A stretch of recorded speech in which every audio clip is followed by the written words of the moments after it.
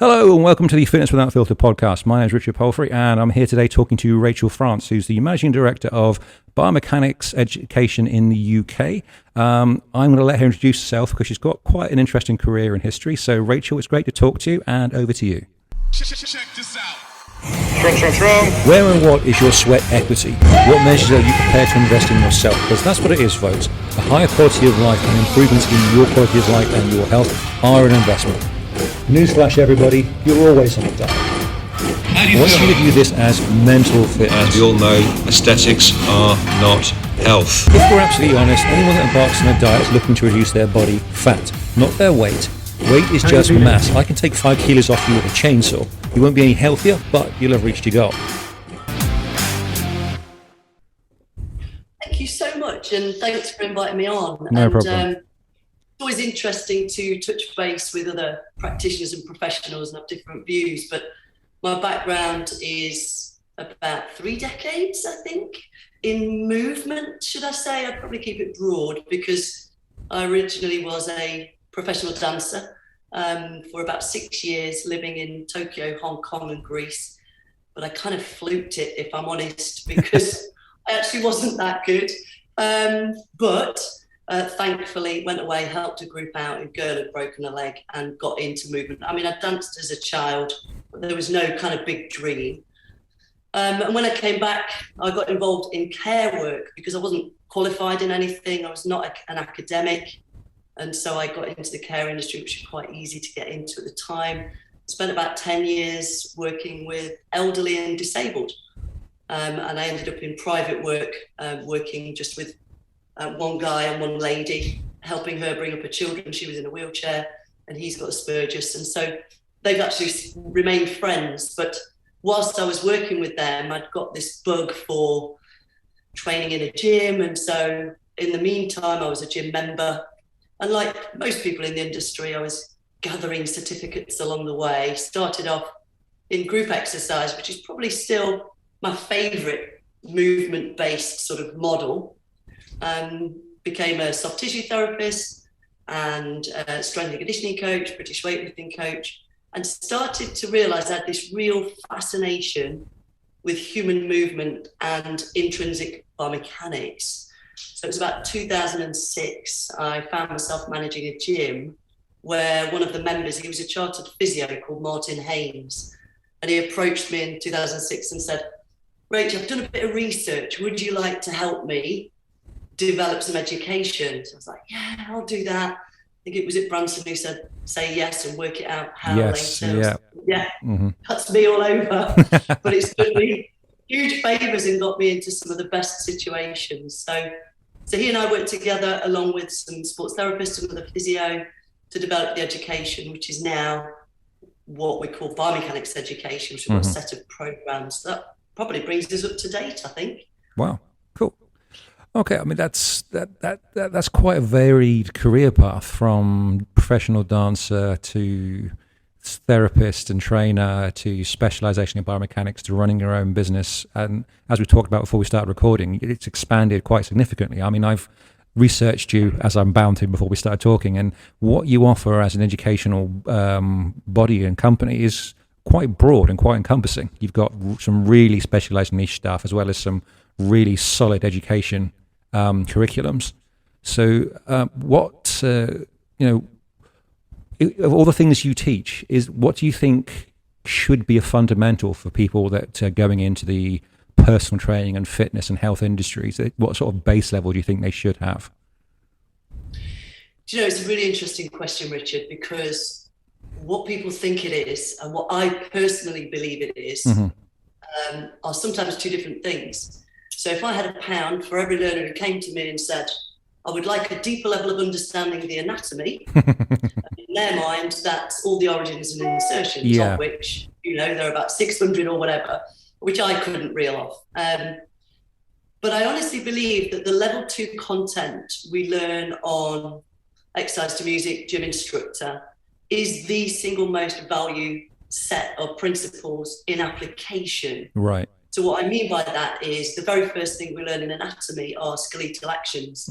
So abduction, adduction, flexion, extension, and then the planes of motion. And we very quickly move into level 3 and get obsessed with the origins and insertions. And yet that's less useful to us when we're watching Barry do a squat in the gym. Mm-hmm.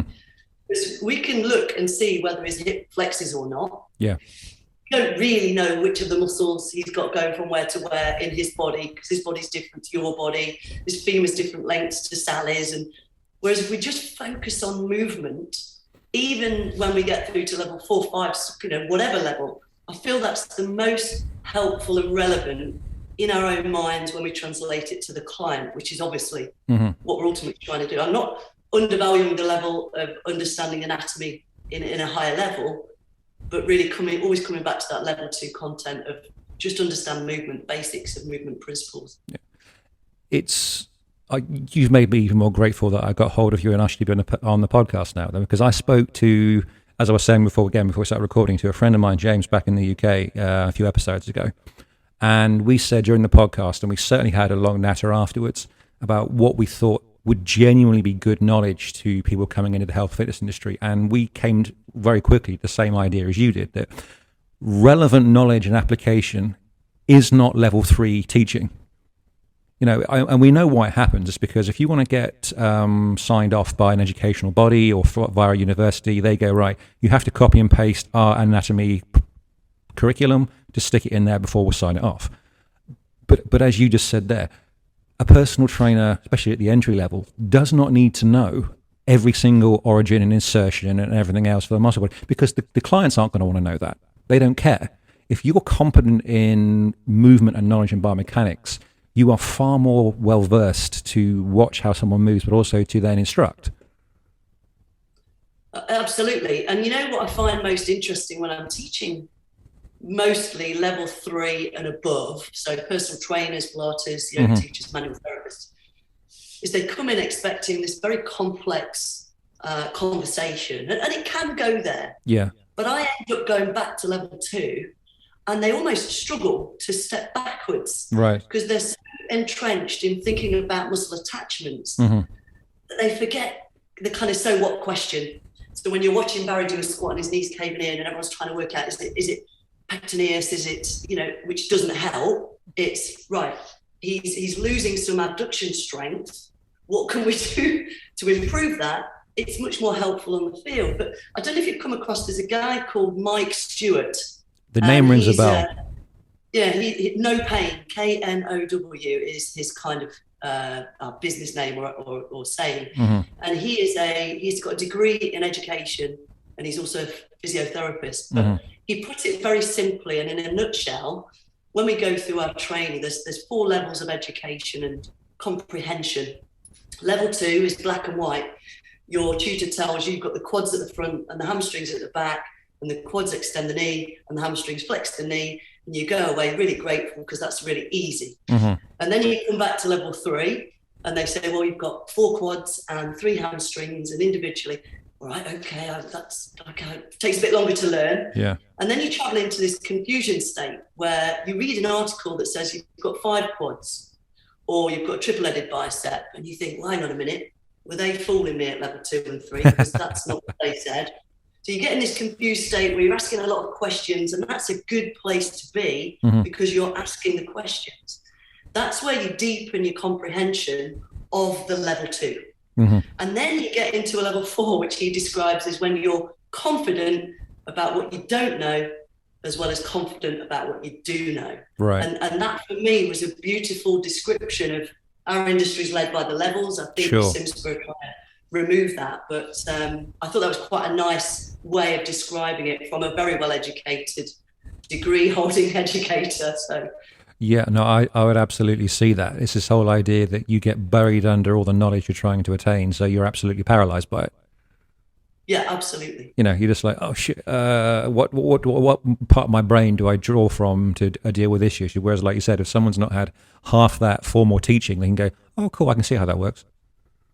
Yeah, just get back to level 2 because flexion extension is black and white. You know for sure which muscles it is. You could probably guess at. But when you do know your muscles, you realise why that's a little bit grey. So do you think then there's significant impact by this this real trend of the moment of social media and everything else going, oh, we've got to jazz up our content and make things look more snazzy and more shiny and more complicated to gain an audience, which is really confusing the issue. Because I've said to people in the past, and I certainly said to junior trainers, there are no new body parts. We all move the same. We've all got the same joints and the same mechanics. Don't try and make yourself stand out because you're stood on a Bosu ball with one leg juggling kettlebells. It doesn't do any good. Yeah, 100%. And you can learn a huge amount from social media. There's some fantastic pages and sites out there that you can get almost sucked into. I think you're right. I think some people are trying to be a little bit too sexy with these funky kind of weird moves. And what we try and help movement coaches, strength coaches to understand is, as long as you can justify it, it doesn't matter how complex or how simple it is, if there is a justification. So an example might be, if your client base is Barry, let's say, who sits at a desk all day, he's got a bit of a belly, he just wants to tone up or strengthen.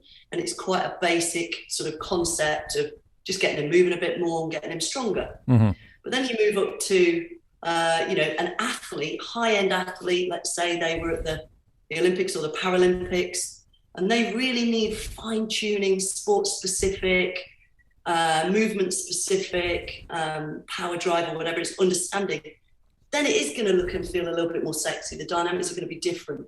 So it's got to be contextualized, but in any application, it's got to be simple enough for that athlete or desk worker to apply it into their training program.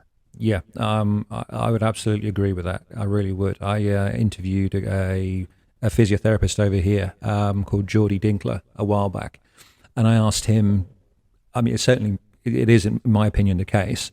Do you think that the average, and I mean no disrespect when I say that, but the common personal trainer should leave corrective exercise alone for the professionals? And his attitude was, yes, there's no harm in learning, but if you're a personal trainer, specialize in being a personal trainer. If you want to be a physiotherapist, be a physiotherapist, because you run the risk of muddying the waters with your skill set, but also putting people at risk or not achieving what they want to achieve because you're trying to validate your qualifications. Yeah, it depends on what you define. Forgive me if I challenge that a little bit. No, go for it. I hear what you're saying and I hear what your colleague says. But it depends on how you contextualize corrective exercise. Sure. So one example could be a personal trainer is supposedly taught you work with healthy bodies to get them strong, and here's a squat and here's a bench press, for example, just keeping it really simple. Yeah. And then that client comes in and they're fine, they don't hurt, but the squat looks a bit off, like Barry's knee caving in. Yes, yeah. Because he's sitting at a desk all day. If that personal trainer is given very simple, basic tools to evaluate Barry's pelvis, is it working properly after sitting at the desk all day? Yep. And apply what I would class as movement improvement technique, like a 20% effort isometric hold on the hip. That's actually safer than getting Barry to squat under a 50 kilo bar. Yes. Yeah. So it has to be contextualized. Now, I think what you and your colleague were kind of maybe considering was people in pain or with medical conditions. Yes. So I'm not including them. That's not what I'm like you say, the healthy bodies. Right, exactly. The problem is, 30 years ago when I was first trained, people didn't have these physical limitations. You'd ask the class, anybody got any injuries? No. Occasionally some said, I've got a bit of a sore knee, I'll take the low options. Yeah. Whereas today, everybody from teenage upwards has got neck, back, elbow, knee, foot problems. And so I feel like we are ill-equipped to sieve a client through a process where we either decide we keep them or refer them out. And I think a big thing is about building a multidisciplinary team around you to keep you within your scope. So if we were working with a physio, they could say, right, okay, yeah, you can work with Barry. I've cleared him. There's nothing clinical. It's just a pelvic issue. You can do your METs with him, your muscle energy techniques.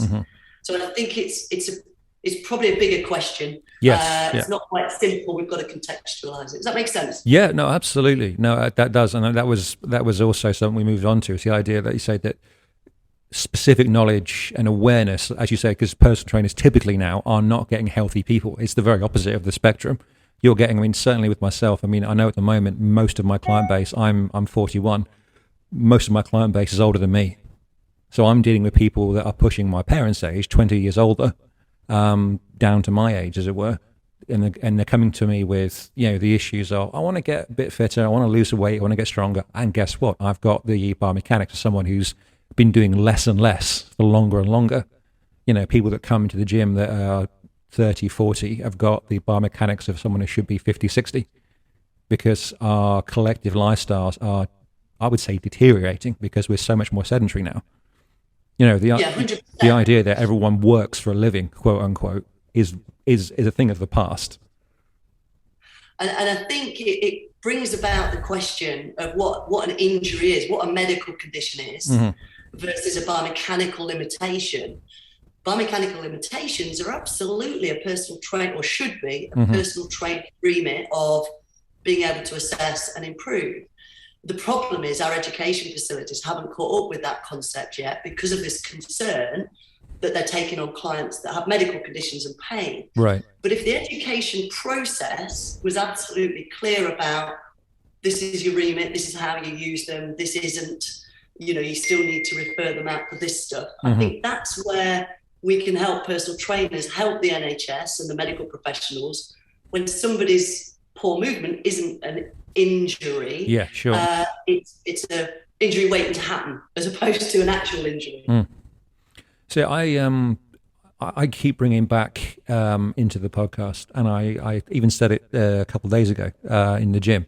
I'm really of a firm opinion that physical education should be a compulsory topic in school, and not just exercise, not just play, but it should be something where children going into teens are taught, here's what's healthy, here's what's not, here's why you need to move, here's why you need to think about nutrition, here's why your lifestyle should encompass X amount of activity a week, to basically keep you out of a physio's office, to keep you from looking like your parents when you're 30, when it should be 50.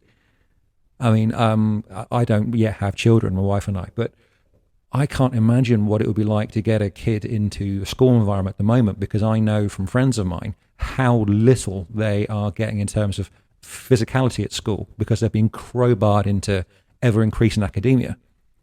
And you factor that into screen time, which seems to be life these days. I mean, I don't mean to be ungentlemanly here, but you and I are both old enough to know what school used to be like when we were at school. I mean, do you think there's a quite dangerous trend now to be doing less and less physically? Yeah, but I mean, it brings about, you and I are movement fans. Yes. That's what we do. We're movement professionals. You could get somebody who teaches finance arguing that they need more education into how to run their monies. Yeah, absolutely. And I think, while I agree with you, it's kind of a bigger deal, because at that age, they're not as interested in learning to, let's be honest. There is that, yeah. They're young, their brains take up a lot of energy, they need to sleep more as teenagers. So the challenge for the education process is, how do we get all of this information to these young people so they become productive, healthy, robust adults? And there are so many, you've got the finances will be arguing they need more of this, we're arguing they need more movement. Sure. But I think you're right in terms of maybe the way education is delivered. I think it's still very much from the Industrial Revolution that maths and English are the most important subjects. Yes. We need to sell and we need to know numbers. And I agree with that to some degree. However, there was my hero in education is a guy called Sir Ken Robinson. And sadly, he passed away during lockdown. But he really is, if anybody has a look on the TED Talks, he's got the most viewed TED Talk of all time. And he challenges the current education system. And he says one of the problems with it is that we think that academic knowledge is the most important, which comes from how education came about from the war, when actually you can be creatively intelligent and hugely successful without that academic knowledge. And I might be an example of that. I still don't see myself as very intelligent because of my schooling. I was not academic. I was told all the time. Mm-hmm. Yet creatively, I'm out there running an international education company teaching biomechanics to physios. So how you define academia is, it depends. But in terms of intelligence, we need to move and be healthy of mind and body for that to flourish. So I agree with you, but I guess I'm hedging on the side of it's more than just getting them to move more, but it's certainly reduced since I was at school, I'm sure. Yeah. Maybe there are other ways around it. Mm-hmm. There are other ways around it. Standing desks, I think that's been quite fruitful in some instances, hasn't it? Yeah. I mean, it's like you said, it's the idea of how do you get children and young teenagers, young adults interested in doing something that in the modern age, when it comes to exercise and activity, they don't do by their own volition. So when you make it compulsory, it's not going to have the most receptive audience. It might not if it's not something they enjoy. Sure. You might get some kids super academic, but not very physical. Yeah. So how do we get that balance? Maybe it's more options at certain periods of the week. I'm not so sure. Yeah. I don't know. Yeah, I mean, I think it's someone. It'd take a good collective of people, more into politics than you or I, to sit down and go, how do we initiate a whole reform of education? And that would ultimately come down to the old favourite of how much money will it cost? Yeah, exactly. But I do believe Ken Robinson was a huge impact for me on recognising intelligence doesn't just come from academia, and so maybe taking some of his ideas on board would be a good start. Sure. I think I'm going to look up that video, and I'll definitely put the link involved to that on my social media because I'm intrigued. I may have seen it, but I can't remember. So, Sir Ken Robinson, He wrote 2 books. So if anybody does like that video, he wrote a book called The Element, and then another book called Finding Your Element. Fine. And it describes when individuals who are creatively intelligent as opposed to academically intelligent, how they come to discover their passion. Yeah. I'm intrigued now. That'll serve. That'll be a part of my evening this evening. Have a look at that. Okay. So I've totally lost track of where I was in terms of what we're talking about. Okay, cool. So we talked about education and everything else. When you're teaching, then your courses and the various parts of curriculum that you teach, is there one topic or one part of a curriculum that you get the students just blowing their minds because they've got preconceptions, or that they've never been exposed to this idea or this process before? How simple movement analysis and biomechanics is, I think. Right. And then being able to show them that both physically and in a facilitated discussion about how the body is all interlinked. So from opposite shoulder down to the opposite foot. So we teach on our programs how to assess every joint and structure within the body, the pelvis, spine, shoulder, knees, feet. And that includes the myofascial, skeletal and neural system. So I can wiggle your toe and move your opposite shoulder in a very simple test. Yeah. Just because of the way the body's linked. But alongside that, coming back to Barry and his pelvis, poor Barry. A really simple, good old Barry, whoever Barry is out there, shout out to Barry, by the way. Sitting at a desk, being able to do a pelvic function test on himself, apply something like a muscle energy technique, and then retest himself and immediately see improvement in his pelvic function. So for the trainer to be able to do that on a client, but also the empowerment of giving that ability to your client to take ownership of their own body. That is where we get that engagement, that connection, and that's where you get adherence and results. Yeah, I would certainly agree with that. I mean, I guess it's going a little bit off a tangent then, but when it comes to working with individuals, not so much teaching yourself, but working with quote unquote clients or patients or whichever term you might use, do you find there's specific demographics that are more adherent to what you tell them, that listen more and take the benefits away from it more? Or do you think that's an individual personality thing? Do you know what? I'm not quite sure. I believe it depends on how well I connect with them right in the early days. If I can use behavior change techniques like motivational interviewing from Miller and Rolnick. So over here, Dr. Gary Mendoza has delivered some training based on his research. He's got a PhD in understanding behavior change with overweight men. It was actually the study. But he proved some systemized models of motivational interviewing as a technique. If we use that very early on and connect with the real reason the client has come to us, that's when we're more likely to get the adherence and the achieved results. Yeah. But that's got to then continue on. The difficulty is when a client comes and they think what they want is weight loss or fat loss. Sure.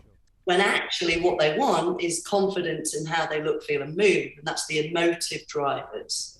But with all that said, either the people in a lot of pain, once they've gone through my clinical kind of sieve, if you like, and they've been cleared to work with me because I'm not clinically trained, but also high-end athletes. So I've worked with a gold medal Olympic lifter and a gold medal Paralympic high jumper, as well as a 110-meter hurdler.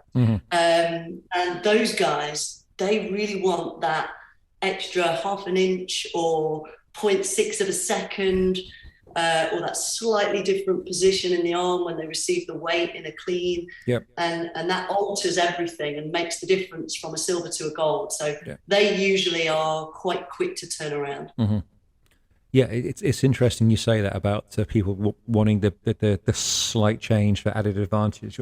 And it can be a real benefit for athletic performance, but it can really help people as well that do have those issues or that constant, pain they have to live with. I forget the guy's name now, and I was only talking about him literally yesterday. But the physio, the therapist who wrote Supple Leopard, I can't for the life. Kelly Starrett. That's it. Yes. He was mentioning on a podcast I think 2 years ago exactly what you said there about the difference sometimes in ankles and movement. He was saying that he was working with a very high level professional cyclist who, when he was assessed, realized he was losing a few degrees of movement in one of his ankles, fixed it, increased his wattage, and he goes off and wins one of the Tour legs, in France, because that's how much, minuscule sort of like deviation was causing him problems. And I've had that quite a lot working with clients and working with patients.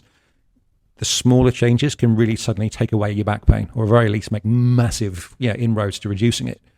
Which is why I think that at least a base of biomechanical awareness should be something that personal trainers grasp onto, because you can suddenly really have an effect beyond the obvious physical in your client's mindset, but also their quality of life. Because, as I'm sure you know, a lot of people want to feel good, not just look good. Yeah, and I've been reading a book recently, actually. There's a book called Atomic Habits, and I can't remember the author's name, so I've literally just started it. I've got that on my Kindle. I know I have. Audible, yeah, I got Audible. But he talks about the British cycling, how badly it was doing. And then they brought in some guy who talked about if you can change every aspect of cycling by 1%, so literally washing the hands a certain way to make sure they didn't get cold, tweaking the seat height, certain amounts of sleep, temperatures, and all these 1% tweaks took them right up the leaderboard, because accumulatively those tiny tweaks then gave them 37% advantage or whatever it works out at. And I thought it was a really good concept in terms of helping clients move well, little tiny tweaks and changes that are consistent into their movement nourishment, if you like, on a daily basis. That's really going to bring about big change rather than one magic exercise, which, by the way, doesn't exist. There's no magic exercise. There's just you found the solution, which feels like magic sometimes. Yeah, absolutely. Yeah, you found what is relevant to the individual, which is the key when all's said and done. It's what's relevant. Exactly. So with all that we just talked about, which is, between the two of us, that's just a really accurate synopsis of what people should be looking at for their own improvement. Do you think, as you've been teaching like courses and courses and courses over the years, there's a lot more commonality between the issues people have when it comes to their movement and when it comes to physical impairment? Yeah, there is, but it's always a set of variables, and it's the variability between each person that makes it more complex. So Right. we could say most people have a bit of pelvic dysfunction, a stiff spine, and a bit of shoulder dysfunction, just to keep it simple. Sure. But the combination of areas of the pelvis, spine, and shoulder that are dysfunctional will be different maybe from you to myself. And so it's, do we generically improve pelvis function, or do we want to assess and refine it to that particular individual? And I guess that's the difference in gaining skills that become more specific if needed by a practitioner or a personal trainer, because they feel like I'm not quite getting the results using the generic stuff. So, and this is where assessment comes in. An assessment can be as simple as watching Barry do his squat, which is what we do anyway. Yeah. Down to evidence-based pelvic function tests like Downing sign, Gillet's, and Forsyth, which are some of the ones that we teach, which are quite specific and from an evidential background. So it depends. But yes, very common to see loose joints in the feet, so people deemed over-pronators. There's nothing wrong with pronation, it's the timing of it. So understanding a bit about that can help us then either advise them on supination exercises or even just a certain type of shoe. Yes, yeah, very much so. I some years back now, 'cause I feel old, a friend of mine, Eva Clark, she just moved back to Australia from Abu Dhabi. I was adjudicating I should say, for Guinness for her first world record. And she was doing in the mall in Abu Dhabi. How many push-ups on her knuckles could she do in 24 hours? The first record was in an hour, and the ongoing one was 24.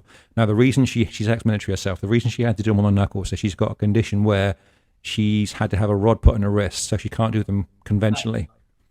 And as a part of the support crew, I was adjudicating and the rest of it, but she had a few friends of hers doing things alongside her. So they were like rotating in the team between a treadmill and a rowing machine and stuff. And one of the girls doing that with her stopped running after 5 minutes because she was in agony. And Eva had a break, and she was like, I was asking me what should you do. I was like, what's up? She goes, I'm just in pain. I've started running, and I can't get around it. The rowing machine was fine. And I was like, right, what have you done differently? Because you're very fit. You run all the time.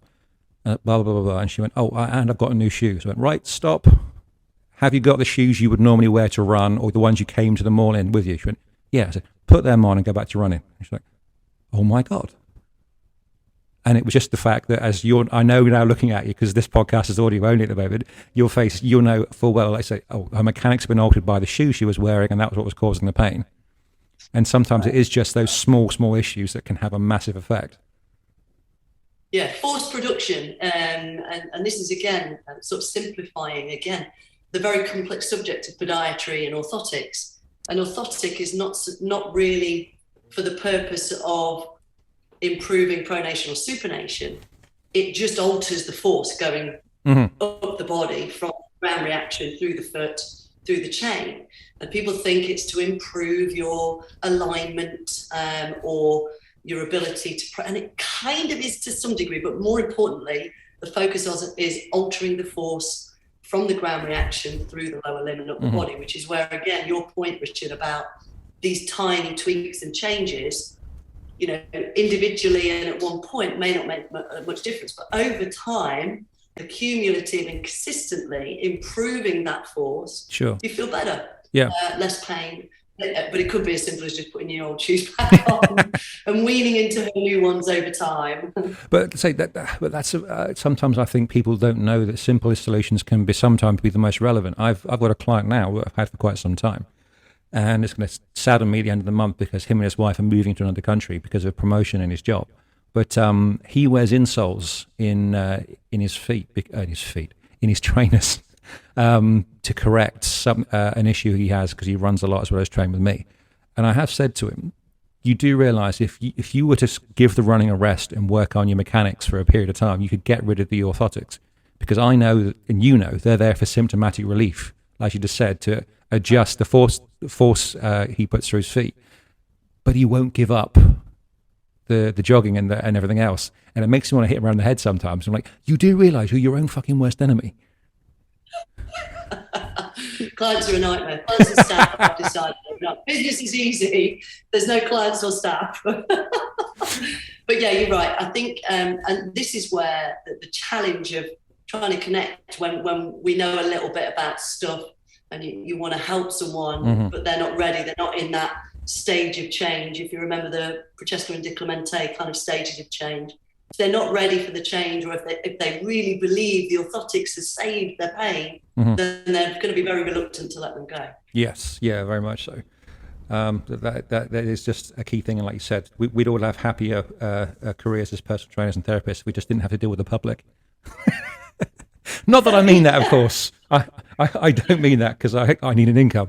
Yeah. No, so going back to educating for PTs and coaches and stuff, then, do you think there's one course out there, and I don't mind if it's one that you teach in your business, that trainers and coaches should grasp onto at the earliest opportunity in their career, as a body of knowledge that would really benefit them in their training, not just, like you said, to grab hold of yet another qualification, because we've all done that. But do you think there's like at least one sort of like base of knowledge they should rush to? Yeah, it depends again on the individual. So if a personal trainer is self-employed, they have a very, very big shock. And I think it was Michael E. Gerber. He calls it the entrepreneurial seizure. So he wrote a fantastic book called The E-Myth Revisited. So Michael E. Gerber is an old American guy, kind of white collar business advisor. And he talks about when you are working for somebody else, maybe as a personal trainer at a pure gym or something, and you think, oh, this is rubbish, I can do this myself. So you go, right, I'm going to go on my own. I'm going to be self-employed. I'm going to work any hours I want. I'm going to put my prices up. It's going to be amazing. But what they miss is, by having this entrepreneurial seizure, they are a practitioner. They've immediately taken on 4 other job roles: marketer, salesperson, business person, finance, admin, manager, and they realize they're now doing split shifts for less than minimum wage. So I think if very early on, that I don't know if it still is or it stopped being compulsory, was a business module in personal training education.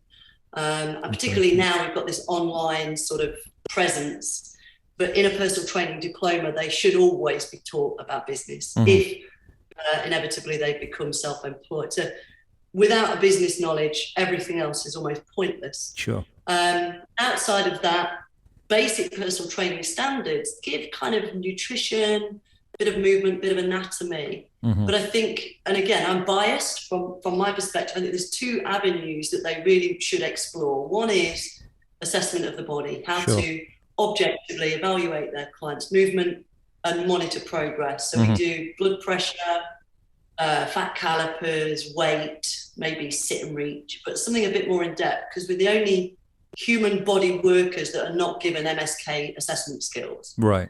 And then second to that would be how to interview clients. So motivation interviewing, maybe Dr. Gary Mendoza's courses, they're online, by the way. And they're just fantastic at setting you up to do a consultation right at the beginning to make sure that you've got that client buy-in at the beginning, rather than 6 weeks down the line, you're thinking this isn't working and you lose the client. And it isn't because you're not a good PT, it's because you didn't quite get that emotive reason for them wanting to lose weight at the beginning. Right. So I think business, motivation interviewing or behavior change, and then assessments of the body, definitely. Sorry, there's 3. You asked me for one. No. Hey, it's all useful stuff. Don't go holding back on it. I'm fascinated by something that you said just then, that I've never been taught, and I came about because of my personality. Were you taught to interview prospective clients and patients, or is that something you came to naturally? I'm trying to remember my education because it's such a long time ago. So if I was maybe slightly different, because I was a qualified teacher and counsellor before I got more involved in one-to-one working with clients. So I already had a different set of communication skills than maybe a personal trainer does going into that skill set. Right. I already had the ability to consult on a counselling counsellor client basis. And as a teacher, we're trained to open question and facilitate an inclusive environment. So I already had some of that, and I guess I naturally used it. So I do, like you say, I interview clients, and I've got, I don't know if Libby's going to listen to this, but the people who I don't think are going to do what I've asked them, I send to Libby because I don't think we're the right fit. So I'll say to them, I know somebody who's maybe going to be a better fit for you. So I'll help everybody. But if I don't think it's going to work the way I want it to, that I know works in the way I work with people, and they butt up against it a little bit, rather than saying, no, I'll say, I know a great coach for you, and I'll send them all to Libby. Sorry, Libby. Oh, she loves me. She thinks, I keep sending her clients. Yeah, it's like, oh, Rachel's great. She sends me so much work. And now you've been busted. I reject. But yeah, as I say, that's why I find it fascinating, because you say it's an acquired skill set that you had prior to this part of your career. I didn't get taught it, but I saw it as something vital that you need to understand who you're working with, because like you, I've referred clients or would-be clients to other people that I think are more suited to them because of the client's aspirations, or sometimes because of the personality. But also, I won't teach or work with a client from cold.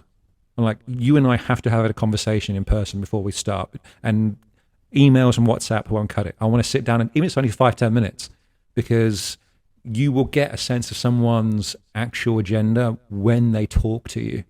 You know, I was talking to my wife about this a while back, because she actually interviewed me for a podcast, and I was saying that I'll ask anybody when I meet them, okay, what is it you want to achieve? And you get the usual buzzwords. I want to tone up. I want to be, and go, and then I'll go, okay, cool. And then within 3 or 4 minutes, I'll ask them again through a different phrase. What do you want to achieve? What does success look like to you? Blah, blah, blah, blah.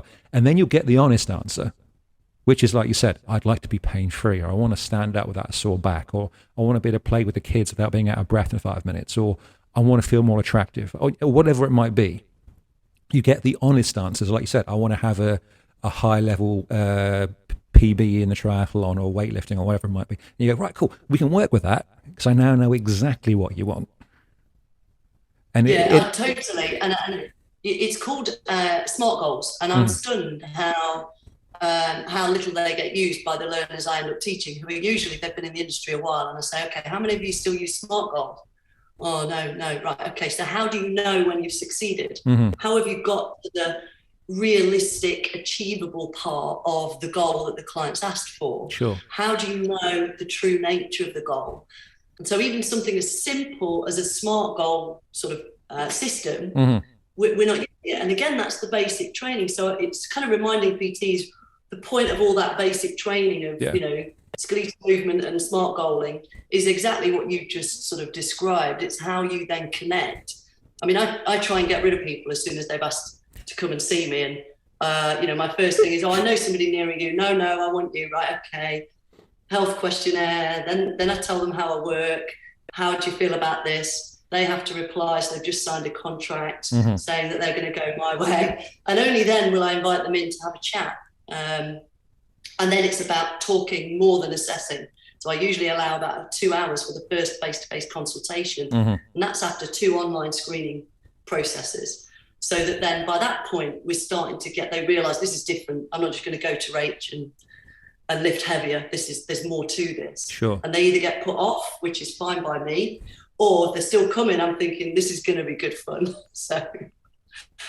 Yeah, no, it is important, I think, to have that, like you say, that goal, that understanding is the better, all the better for the client, but all the better for you as well, because you're more likely to achieve, you know, you're going to have a better working relationship. But you touched on something else there, which is, again, something I don't think is taught in the personal training sort of experience when you get qualified. But I think it's something also that senior trainers don't teach younger trainers, and gym managers don't put it out there to trainers, which is, you don't need to take every client. You say you push people to Libby, but I think it would do a lot of people as a trainer or therapist a world of good to realize you can recommend other professionals for the betterment of them and your headspace. Yeah. You know. But it's really difficult when you're trying to pay bills. Oh, And you're well, on yes, absolutely. Yeah, yeah, hours. yeah. You feel very kind of, like trying to clutch onto every client. Yeah. But you're right that it's trying to develop a confidence Mm-hmm. in what you do know, what you don't know, and then having a team. So I don't just have Libby. I've got a physio, an osteo, a sports therapist, a holistic masseur, and I have all this team who I might use. My client, send them to Jonathan for a sports massage, and then he sends them back, and then I might send them to Livy for something else, or Martin if they get injured, or Mike for some shock therapy, so that we have this. The client doesn't just get me; they get The team. 6 people, and they feel this is amazing. Yeah. They may only pay me, and then I pay the subsequent colleagues. So I make my prices relatively expensive to be able to do that, but I will let them know right up front. If I can't help you, I will find somebody and we'll cover the costs. Sure. So that then, it's keeping me within my scope. And some of the best CPDs you can do is having a relationship with somebody who has completely different skills to you, so that you can learn about what you don't know. Yeah, absolutely. Because that's your biggest risk, is not knowing what you don't know. So by working with a physio, I say, can you assess him for anything else? Yeah, no, he's fine, great. Or actually, he's got sciatica syndrome or a bulging disc or something that I couldn't assess for. And so that really brings my confidence up then, that I can pretty much help most people with that system in place. It must make your clients really feel like they're getting the value for what they're paying for, because you have that structure in place straight away to go, tell you what, okay, for the benefit of your experience, we're going to have you go and chat to this person or work with this person, so we get a much broader awareness of where you're at any given time. I mean, that sounds like almost next question really. Do you think that that's kind of the ultimate fitness brand would be a team rather than an individual? You have your trainer, you have your physio, you have your osteo, you have your tissue work. 100%. It's exactly the direction we should go in. The problem is the vocabulary gap between us. Yes. The reputation of our industry is, we're not regulated. Exercise and sports therapy are not regulated. A physio can get struck off because they're a regulated body. That's why they're thought of in a higher regard. They do a degree. Sure. We don't have to. We could get qualified online in 6 weeks. So if the systems that educate us ruled out all of that kind of low-level education at the beginning and said, right, you've got to, years ago, it was at least 12 months to become a personal trainer. And you got all these bolt-ins like business and behavior change and all the other stuff. And then it got whittled down to be cheaper and more online. And then even more so maybe over the last couple of years. Certainly, yeah. But actually it takes a confident practitioner to refer out. So rather than referring them out, go and do research of all the guys in your area and say, can I send my guys to you? Sure. Would you reciprocate? And if individually we all start forging these relationships, showing the other industries that we're serious, getting accredited, getting CPDs, displaying our certificates, and then being selective of our client base, then maybe one day we will be regulated and perceived in the same light, hopefully. Yeah. Fingers crossed. But I mean, I that's one of those utopian things. I think that if you've been around for more than a spell in the fitness industry, as you and I have, you would like to see for the betterment of the client, because they're, let's face it, most of the time naive and they trust the people they speak to, but also for the people who work within the industry, our own self-protection, to have people go, right, okay, now I know that anyone I talk to and work with is qualified to a level, like with law, like with medicine. You always know the base is there at the very least. I do like hope one day that will happen. But how many clients, customers, people out there ask their GP for their certificates or their insurance? How absolutely. many ask their physio? We trust. We're naturally trusting beings, which is nice. Yes. But at the same time, it allows for those out there who are not as qualified, or a PT is a PT because they said they're a PT. But the difference between somebody who qualified today and then somebody who's been in the industry 20 years is huge, even if they've both got the same certificate. Sure, yeah. The difference in experiential skill yes. Is what kicks in. So this is the challenge for personal trainers: is how do you stand out, and how do you let people know how good you are is important. Yeah, I mean, I've talked about him before. I've never actually met the guy. I think he'd be quite an interesting person to talk to. Dax Moy, who has been going on his own journey for the last few years for various reasons. But I remember reading about his approach to his own studio, which was he would take on periodically interns to be personal trainers with a view to, you are going to get the education that I wish I'd gotten as a personal trainer, but I'm going to make you bulletproof professionally. You're going to, and it's normally younger kids, let's be honest. It's late teens kind of age, early 20s. You're going to work here for 6 months without pay because you're normally living at home. You are going to learn how to work on a gym floor. You're going to learn how to talk to clients. You're going to observe experienced senior trainers. You're going to draw all this knowledge in, and I'm going to give you book assignments. Go and read this and study it. Then I'm going to set you a test on this. And by the end of 6 months, you are going to have such a base of professional competency. You are going to be able to walk into the marketplace, either working for me or someone else, and go, right, I am now, like I said, bulletproof. I am so informed, even at this stage of my career. I wish that was a bit more of a common model, because if you qualify as a lawyer or a doctor, you still have to go through all the stages of almost like apprenticeship. I mean, it's not, but it's like you're an associate junior doctor. You know, you have to shadow a consultant. You know, you have to shadow the partner in the law firm to upskill you. And I think that's something that we miss in the modern fitness world, because everyone goes out and goes straight in the marketplace. Right, but if you imagine, and I don't know if anybody here is listening who is looking to become a personal trainer, you can probably look online and get a personal training certificate that you could get insurance with. That's 6 weeks, all online, and it might cost you 600 quid, let's say. And then you've got, you know, one of the biggest and best providers in the UK, Future Fit Training, for example, who their courses are very expensive. Mm-hmm.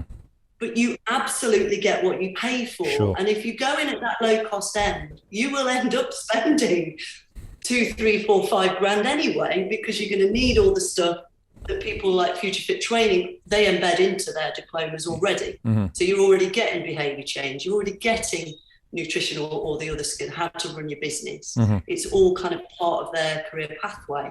So you will always get what you pay for. But I think what's difficult is, as we've said earlier, you don't know what you don't know. You think, well, I can be a PT for 600 quid, or I'm skinned and they want 3 grand. I'm going to go with the 600 quid. Yeah. So, you know, to be fair to them, it's from a place of ignorance, isn't it? Yeah, it is. And we've got to remember that in the service industry, which therapy and training is, because we're serving our customers, our clients. You're always working to an employer or somewhere who's renting you the opportunity to use their space for a cost model. So, like, you know, gyms aren't going to invest £5,000 per trainer when they can go, right, come to me with your qualifications that show, all right, you've done the bare minimum, get on the gym floor, make me money. You know, it's going to be a very, very well-off and philanthropic personal training manager who goes, I've opened my facility, I'm going to let you all go and get educated first on my dime and then stick with me for the next 5 years. It's not going to be a business model that works, is it? No, exactly. Sadly, because then we'd see a sudden surge of higher standards. But I mean, hopefully that we sort of see a bit more awareness of, like you said, the idea that you can get the cheap qualification, but you are going to earn it for the next 5 years by constant having to upskill yourself. Exactly, and you will be getting the other skills. So you're better off finding the funding early on. And a lot of these providers now have, credit facilities, no interest. So it's worth it. So if I was going to recommend it to anybody, go to somebody like Future Fit Training, look at their packages rather than scrabbling together 600 quid, getting qualified quickly, going out there, because it will deflate you. You absorb the negative feeling of being unsuccessful because you haven't got business knowledge, the clients aren't doing what they want them to. So it's worth investing at the front end, definitely. Yeah. And in saying that, you just answered another question I was going to ask you about what would you recommend initially in your career, and you just basically said it, which is, figure out where you want to enter the market, and then also think about what you're going to have to invest over the next coming years, because the client base might hear personal trainer or see it on everyone's t-shirt, but if you can't walk the walk, you get shown quite quickly in the marketplace where your competency lies. You know, as we talked about before we started recording, your skill sets have seen you employed all around the world because people come to you and go, Rachel, can we hire you to fly out here and teach? And can we do all this? And, you know, we get the benefits of our efforts, which I would like to think personal trainers would see in themselves if they invest in themselves. Yeah, it's having a belief in yourself, but I think we need mentors and educators that really facilitate a confidence in individuals in the classroom, rather than, you know, challenging people with questions about anatomy that they, you know, almost putting them on the spot. We should create really healthy learning environments. There's a lot of this argumentative attitude, personas online that creates intrigue, so people get followers, they're quite aggressive, which I'm really not a fan, because I want to listen to them as well because they've got some cool stuff to say, but I'm put off by the aggressive way they come down on people who get things wrong or have certain attitude, rather than helping people feel confident to challenge what they read and what's out there. And that sort of goes back around to that whole unfortunate infection of modern life, which is the social media world. Like you say, the whole, I'm going to represent myself as this person or that person to get attention, because likes translate as professional competency, which you and I know is not true. Yeah, but when I was at school, and I'm going back a little way now, and I remember the days when if you didn't have Theodora trainers or a Sergio Tacchini tracksuit, you were not cool and you weren't part of the kids club. So you could like for like. However, obviously, social media has a much broader, quicker reach. And so the difference is the size of the influence, I think. Yeah. But, you know, going back 40 odd years, it was the same, but obviously not such a big influence in terms of global. It was just in my village. If I didn't have my Theodora trainers and mum bought me some plimsolls, it was like, oh, mum, nobody will accept me if I'm wearing plimsolls. I'm not going to be cool. Damn. Love you, mum. Yeah. Oh, I remember those days. Cool. Right. Okay. I'm going to wrap this up in a moment then. But before we get to the end of it, if you could put out there, and you've already done so much already in the last hour, and I can't thank you so much for this, but if you could put anything out there into the space of advice or tips to anybody when it comes to looking after themselves and their health, whether they be a trainer or whether they be an ordinary bod, what would it be? The concept of Kaizen, which is that 1% small continual improvement. So consistency is key, not the volume of what you do, not the number of reps or the kilos or the miles or going to a class and busting a gut for an hour. It's every day. Think about all the little things you do. So I love cleaning day. I get an excuse to move. I love sorting out the loft or the garage or gardening because they're natural movements. I don't need to go to the gym that day. So it's trying, there's only 40% of the population go to a gym. So the other percentage of the population out there, how can we help all of those people move well? Teach consistent, regular, healthy choices on a daily basis, big results. And there we go. That's an absolute fantastic summary. But just like you said, that's taking it right back to the level 2 mindset. What's going to be genuinely valuable to put into practice before you get into the minutiae of it. That's absolutely a concise point. Rachel, it's been an absolute privilege talking to you. Thank you for your input today. I'm going to say no problem. I'm going to say goodbye to you after we stop recording. But going forward, then, as I wrap up all of these podcasts, website, company name, social media, email address. How can people find you, find out about you, and get in touch with you? If anybody's a practitioner, go to www.biomechanicseducation.com. You can look at all our kind of courses and programs. And then for anybody really on YouTube, Biomechanics Education, both practitioners and non-practitioners, there are videos on there. I move freely classes, Instagram at biomechanics_education. Again, for anyone, mainly I aim my content towards trainers, but it is useful for clients as well. And then finally on Facebook, both Biomechanics Education and for the practitioners, Biomechanics Q A Facebook group. Ask anything you like, and you never know, I might do a podcast or a little live video to answer your questions. Thank you very much. Like I said, I'm going to say goodbye to you in a second, but for now, ladies and gentlemen, I hope you enjoyed listening to that, because I took a lot from that, and that was a fantastic hour. Thank you very much, Rachel. Thank you, Richard.